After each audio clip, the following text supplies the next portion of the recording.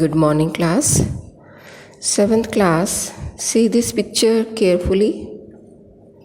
See what is there. I think three people are there and they are taking their lunch. It may be dinner, anything. So 3 people are sitting at the table and they are eating and they are talking to each other. So what do you think they are? Yes.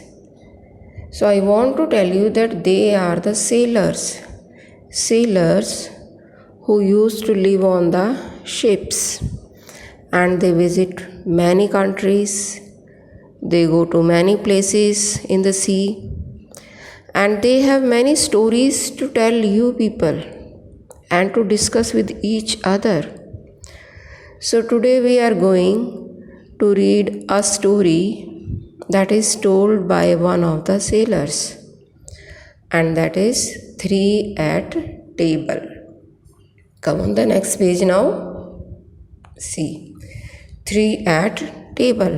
You see, sailors always have tales about their voyages around the world. Read a story about a veteran sailor who one day decided to go out for a walk in the English countryside. Here is the narration about a strange incident. So one of the sailors is going to tell about the incident that happened with him and when he decided to go out for a walk in the English countryside. And he had a strange incident to tell you people, and we will also listen. Okay? Ready? Okay, start now. The talk is in the coffee room was about ghost. Ghost, everybody knows that they were talking about ghost. I wouldn't advise you to believe all those, said a clean-shaven man who had been listening without speaking much. 3 people were sitting, they were talking, and one of them was clean-shaved. You see, when a sailor gets ashore, he is expected to have something good to tell, and his friends would be rather disappointed if he had not. So what he was saying, that if you have come from any voyage, you must have a good story, good thing to tell. Otherwise, your friends will be disappointed, will be sad, upset. And which topic is there? It is the topic of ghost. Oh, sailors are very prone to see visions, interrupted another man firmly. One more person is there and he also interrupted in between. He also stopped in between. And what he say? That sailors are likely to see the things in their dreams or imagination. Prone to see visions means they are likely to see things in their dreams and imagination. I have been at sea 30 years and only unpleasant incident of that kind occurred in a quiet English countryside, said the clean-shaven man. So now the clean-shaven man is telling that when he was visiting the English countryside, the unpleasant incident happened with him. And what was that? I was a young man at that time, he began. I had just come back from China. So the man was young and come back from China. My family was away and I invited myself to stay with uncle.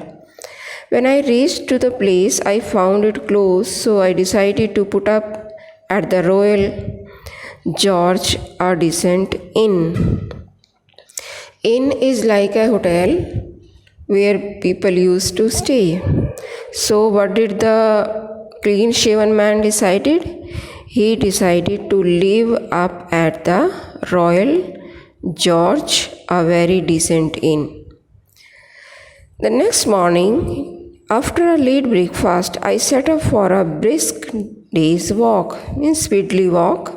He decided to go. The day was bright and frosty.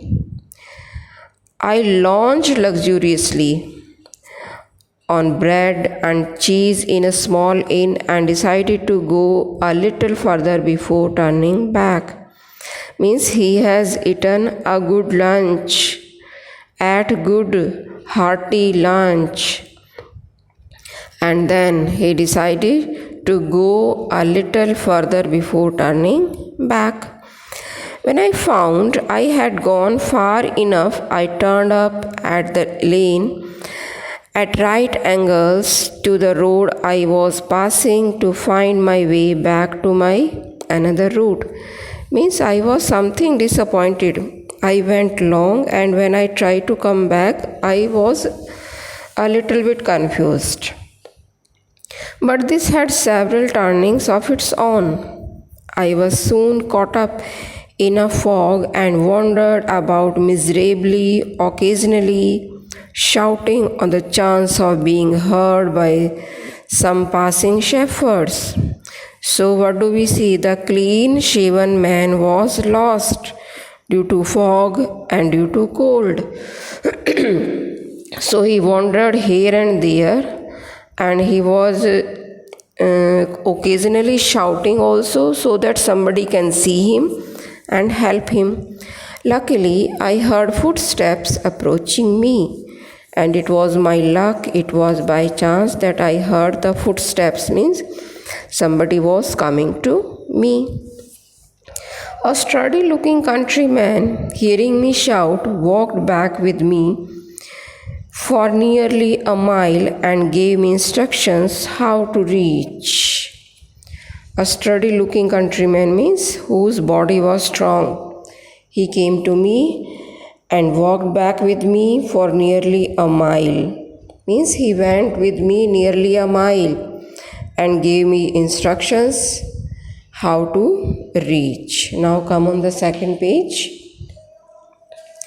The closest village some 3 miles distant. Means 3 miles distant he come with me. The 3 miles sounded like 10, but it was too headache. It was too difficult for me that I feel that it was not 3 miles, it was like 10 miles. A little way off from the road, I pointed to a dimly light window, but my companion shuddered and looked round him uneasily. It's no good there, he said hastily. Why not? I asked. So on the way, they both saw a window where the light was dim, and the visitor, the person who came to help me, he asked hastily, sweetly, it is not good there, let's move. So I asked, why not? What is the reason? There is something there, sir, he replied.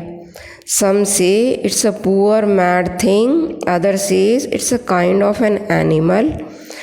But whatever it is, I am going to see. So he explained that it was, some people say that it is a kind of animal there, and some says it is not good. But even then, he was not ready to go there. Well then, I said good night. Then what did the clean-shaven man say? Good night, you can go. I followed the road that the man had indicated until it again split into 3. So the clean-shaven man, the sailor, was moving on the road, and again the road split into 3, means 3 roads were there. I was now cold and tired, so walked slowly back towards the house until I came to a small gate. So the sailor came back to the same house where the sturdy man refused to go. Opening it cautiously, I walked up a long path which led to the door. There was a long path which was going to the road. There was no light and no sound from within. I knocked lightly upon the door. I waited for a couple of minutes and then knocked again. The door opened suddenly, and a tall, bony old woman holding a candle stood before me. So, who came to open the door? It was an old woman who was holding the candle in her hand. What do you want? She demanded gruffly. I have lost my way, I said. I want to get to Asheville. Don't know it? Said the old woman. She was about to close the door. The old woman was looking angry and she asked that I don't know the place.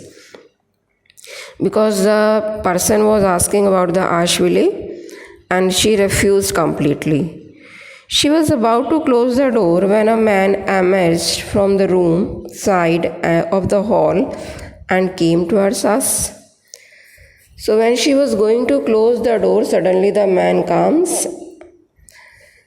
Asheville is 15 miles far, he said slowly. So he slowly said that Asheville is 15 miles away from that place where he was standing now. If he will direct me to the nearest village, I shall be grateful, I remarked. Then I asked him that please tell me the way to the nearest village. I shall be very thankful to you. The nearest place is 3 miles off, he said.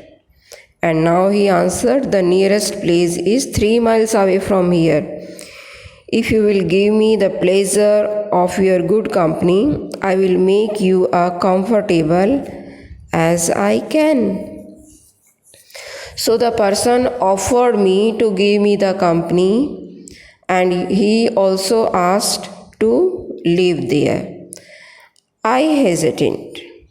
They were certainly a queer-looking couple, and the gloomy hall, with a shadow thrown by the candle, looked hardly more pleasant than the darkness outside.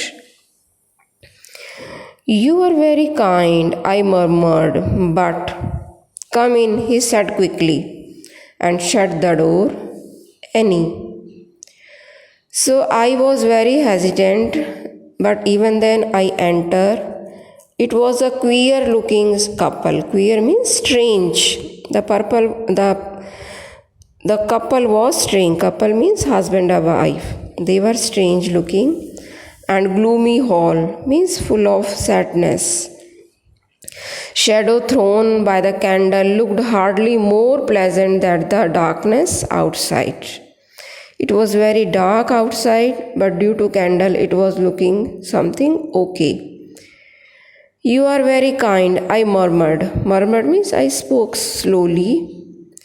Then he said quickly, come in, and he asked me to come in and shut the door. So it's for today. Tomorrow we shall continue and finish the chapter. It's our last chapter. Thank you, class.